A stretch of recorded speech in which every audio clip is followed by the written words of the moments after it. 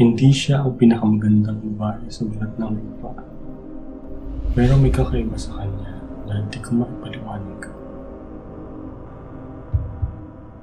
Marahil iyon ay nasa kanyang mga titig o sa hugis ng kanyang mga labi kapag siya ay umingiti. Di ko alam. Ang tanging alam ko lang ay mahal ko siya.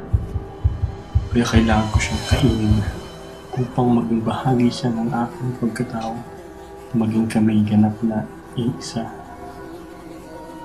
Pagkat lingid sa kaalaman na nakararami, kaming mga aswang ay di lang kumakain para mabuhay at magpakasasa. Kumakain din kami dala na matinding pagmamahal.